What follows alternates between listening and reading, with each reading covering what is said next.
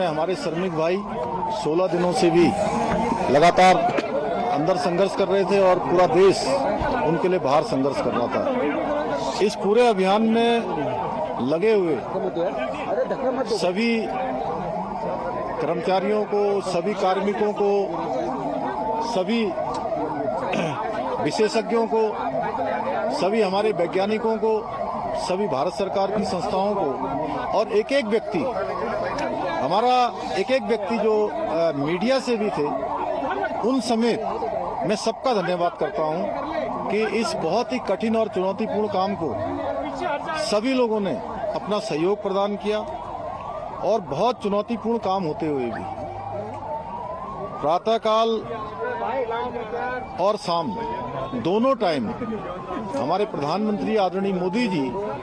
लगातार इस रेस्क्यू अभियान की हमसे सभी लोगों से लगातार जानकारी करते थे, लगातार अपना जो सहयोग देना था, जो उनका एक संबल था और उनका जो एक सहयोग और हम लोगों को जो भरोसा था और जो उन्होंने, मैं कहूं व्यक्तिगत रूप से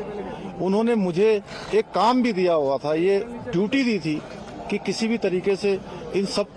सबका समन्वय करते हुए बाहर निकालना है। तो उनका अगर संबल न होता, उनका इतना जिस प्रकार से आज भारत सरकार की सारी हमारी एजेंसियां इस काम में लगी तो निश्चित रूप से जो कठिन काम भी हमारे लिए आसान हो गया।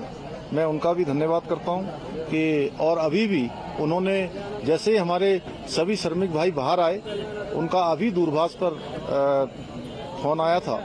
और उन्होंने कहा कि सभी को मेडिकल उनका चेकअप ठीक से करना है, उनके परिजनों की सबकी कुशल क्षेम जानी, उनकी चिंता करनी है, उनके घरों तक ले जाने की उनकी व्यवस्था करनी है। सभी प्रकार से उन्होंने संपूर्ण चिंता करने का काम किया है। हमारे और भी सभी लोग इस काम में लगे हुए थे और विशेषकर से उत्तराखंड के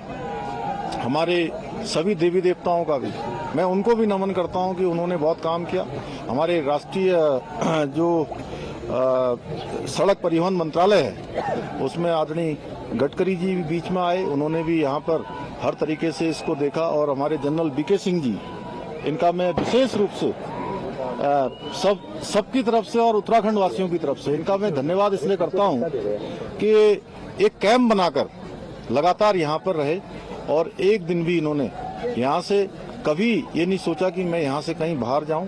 और इस कठिन काम को लोगों को लगातार संबल प्रदान करने का काम, उनको प्रोत्साहन करने का काम और पूरा हमारा जहां सभी एजेंसियां लगी हुई थी वहीं पीएमओ के भी सभी अधिकारी अपने अपने तरीके से इस पूरे अभियान को अपना सहयोग प्रदान कर रहे थे, योगदान प्रदान कर रहे थे। आगे आने वाले समय में हम ये जो जितने भी हमारे इस प्रकार के टनल उत्तराखंड के अंदर चल रहे हैं उन सभी की समीक्षा भी करेंगे और वैसे तो भारत सरकार ने इसमें सेफ्टी ऑडिट कर दिया है जिससे आगे निकट भविष्य में हमको इस प्रकार की किसी परेशानियों का सामना न करना पड़े। मैं सभी श्रमिक भाइयों को उनके उज्जवल भविष्य के लिए, उज्जवल जीवन के लिए मैं उनको सबको शुभकामनाएं देता हूं, उनके परिजनों को भी उनको भी शुभकामनाएं देता हूं और लगातार इतना कठिन चुनौतीपूर्ण काम जिसमें आपने देखा कि ऑगर मशीन मंगाई गई और पहले इंदौर से मंगाई गई, हैदराबाद से मंगाई गई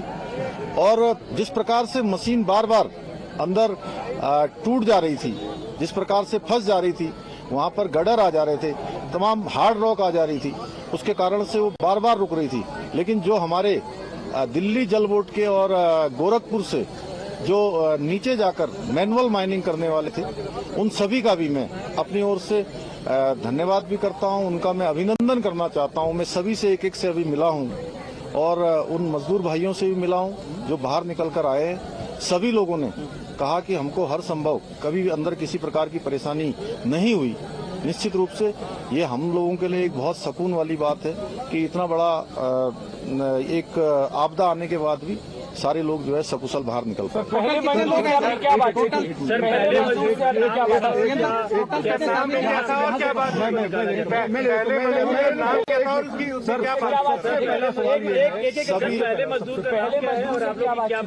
सभी देखिए अलग अलग थे, जैसे कि अंदर विशेष रूप से जो हमारी